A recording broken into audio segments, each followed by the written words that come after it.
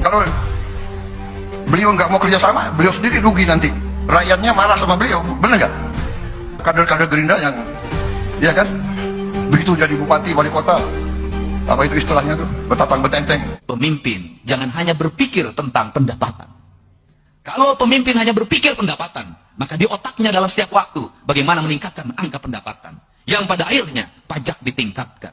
Kalau pajak ditingkatkan, apakah beban rakyat semakin tinggi? Bukan itu pemimpin.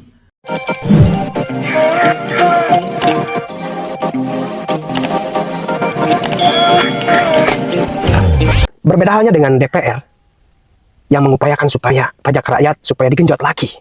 Kang Deddy Mulyadi justru mengingatkan kepada para pemimpin, para pejabat, supaya jangan terus berpikir tentang anggaran sehingga masyarakat lagi yang harus menanggungnya dengan meningkatkan pajak. Kang Deddy Mulyadi gak mau itu. Kemudian dalam salah satu pidatonya, Pak Prabowo entah mengingatkan Kang Deddy atau bukan. Soalnya nadanya luar biasa. Pemimpin yang tidak mau diajak kerjasama dengan Partai Gerindra karena diangkat oleh Gerindra, maka dia akan rugi sendiri katanya. Juga Kang Deddy Mulyadi mengingatkan kepada beberapa wali kota dan bupati bahwasanya negara lain memperkaya negaranya sendiri meskipun harus mencuri dari negara orang lain. Kalau Indonesia terbalik, mencuri di negaranya sendiri, merusak di negaranya sendiri, kemudian kabur ke luar negeri, memperkaya negara lain. Luar biasa memang pemimpin yang satu ini. Tanpa tedeng aling-aling, langsung saja pada intinya. Luar biasa, ini semakin seru saja. Saya yakin Pak Prabowo dan para menteri kalau mendengar ini pasti terkejut. Kita tonton dulu pada video berikut ini. Saya harus mengatakan begini, apa yang mau kita debatkan soal penegakan hukum? Orang yang berkelahi penegak hukum kok, yang korupsi penegak hukum, yang rusak penegak hukum, terus kita berkelahi tentang apa? Akhirnya orang mengatakan bahwa itu yang dimaksud Polri adalah lalu Sony Sanjaya, lalu yang dimaksud jaksa adalah Febri. Kan rusak tuh, mindset orang jadi rusak kan? Kita tidak benci institusi, masih banyak orang-orang dalam institusi itu yang lurus kok, tapi mereka tidak punya tempat, sayangnya begitu. Mari kita uji nih, apa sebetulnya 2 tahun ini berhasil atau tidak? KDMP dan MBG. Sebenarnya niat presiden orang mengatakan baik, saya juga bilang baik niatnya. Tapi sayangnya presiden bentuk kabinet gemuk nggak ada gunanya itu.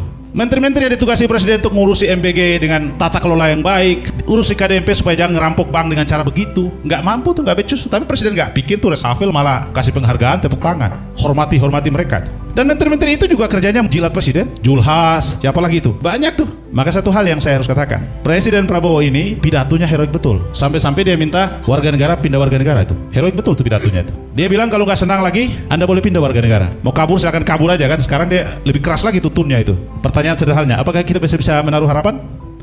Kalau presiden fokus pada pasal 33, tidak ada oposisi, tidak ada oposisi. Kita taruh kepala kita di atas meja untuk dukung presiden. Oposisi itu hanya mengingatkan presiden bahwa ada hal yang harus diperbaiki. Begini, kita ini sebetulnya, teman-teman ya, saya ingin supaya kekuasaan presiden itu berakhir sampai 5 tahun. Nah, oleh karena dia harus berakhir sampai 5 tahun, maka kekeliruan harus diingatkan. Kan tidak boleh kekeliruan dipelihara. Kan tidak boleh kesalahan dalam mengambil kebijakan dibiarkan. Sebab ada orang yang tidak mengerti menafsirkan, tidak mengerti berpendapat, tapi dia mengerti berontak. Kan ini soal yang harus kita diskusikan. Tidak semua orang punya narasi yang sama. Ada rakyat yang melihatnya hitam putih. Janji yang diucapkan, yuk kerjakan. Yuk tidak kerjakan janji ya, yuk jangan ucap. Kan itu persoalannya. Nah kalau itu pasal 33 jelas kan kita semua sadar kan bahwa 10% orang kaya di Republik ini dan 1% orang menguasai 99% sumber daya alam kita. Kan itu berarti ada problem besar di bangsa ini yang harus kita betulkan. Nah siapa yang punya otoritas dan kekuatan untuk betulkan itu? Cuma satu kok, presiden. Presiden ini bukan sekedar kepala pemerintahan, bukan juga cuma sekedar kepala negara, tapi juga kepala koalisi yang mengendalikan parlemen. Kalau presiden angkat kepala, saya mau bereskan oligarki semua, beres kok. Dan saya yakin Presiden Prabowo menuju ke sana. Karena itu kita mendesak supaya cepat, jangan lambat. Sebab ketika lambat nanti rakyat yang tidak mengerti ini ngamuk. Kalau saya tidak melihat KDMP sama MBG itu titik masuk kerusakan, tidak. Yang saya lihat sistem politik kita kok. Dominasi partai, parlemen tidak berfungsi, anggota parlemen dikendalikan partai. Itu pintu masuk kerusakan. Pemilunya tidak jurdil, judulnya jurdil tapi pelaksananya manipulatif. Kan problem kita di situ. Nah ini yang harus dibereskan presiden. Kalau presiden bereskan ini, seumur hidup presiden juga boleh kok. Saya kira semua rakyat nggak akan peduli. Yang penting pemimpinnya baik, ngurusin negara, lurusin semua hal. Lu mau jadi presiden selamanya, rakyat Indonesia welcome kok. Orang Anda jadi presiden tukang bohong juga mereka senyum-senyum aja.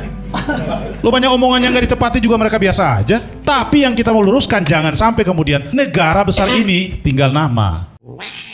Bupati Cianjur terdiam 1000 bahasa saat mendengar pesan tegas KDM di hari jadi Cianjur. Pemimpin mengeksploitasi alam, merusak alam, menghancurkan alam demi ekonomi, itu adalah pemimpin yang terbodoh. Kenapa bodoh? Dia dikasih pikiran.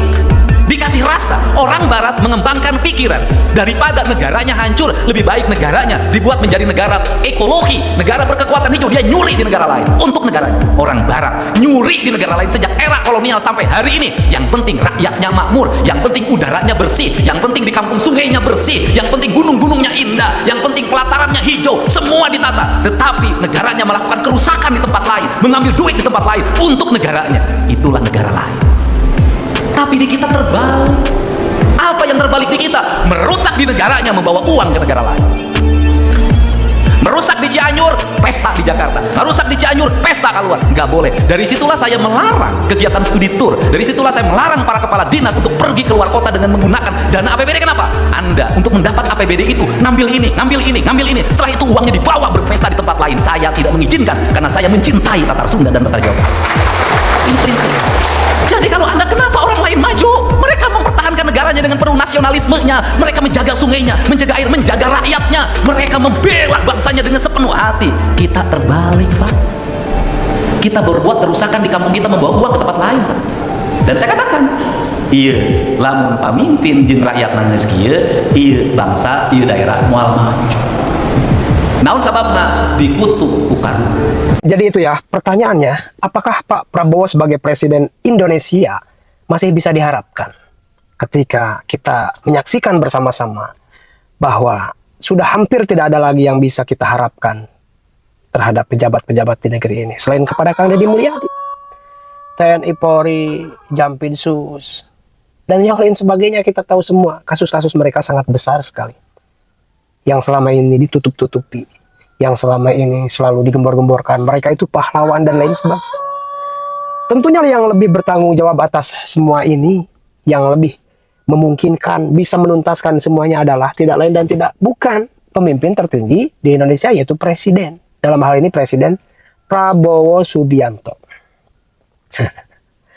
Lagi-lagi dengan gebrakan-gebrakan Pak Presiden Prabowo, apa yang dirasakan oleh masyarakat terkait MBG, terkait KDMP, Koperasi Desa Merah Putih, itu mengakibatkan kepada terkikisnya elektabilitas Prabowo. Itu bukan karena tingginya elektabilitas Kang Deddy Mulyadi, bukan. Tetapi gebrakan Prabowo dirasakan oleh masyarakat. Maka masyarakat memberikan atensi. Yang mana kita tahu atensi itu bagus atau tidak. Ya mayoritas masyarakat tidak setuju. Kalau MBG anggarannya dari pendidikan. Karena kita tahu semua di dunia pendidikan banyak sekolah yang fasilitasnya sangat jauh-jauh dari sangat-sangat jauh dari keharusan. Kemudian KDMP juga banyak sekali masalah. Ada yang bangunan Koperasi Merah Putihnya di tempat sunyi, di pegunungan, di hutan. Ada yang di pinggir jalan gak ada untuk parkir. Bagaimana orang belanja? Langsung pintu aja gitu dari pinggir jalan tuh. Ini sangat-sangat luar biasa, tidak masuk akal. Makanya Kang Deddy Mulyadi muncul seolah-olah sebagai pahlawan. Banyak orang-orang yang mengatakan Kang Deddy Mulyadi Presiden 2029. Padahal masih lama tuh, 2029. Saya hanya bisa berdoa supaya Indonesia lebih baik lagi ke depannya. Siapapun pemimpinnya kita dukung. Kalau mereka itu memiliki sikap kepemimpinan yang sangat pro rakyat. Menurut kalian terkait hal ini, silakan baku hantam di kolom komentar. Terima kasih sudah menonton. Jangan lupa like, subscribe, dan tekan tombol lonceng. Bye-bye.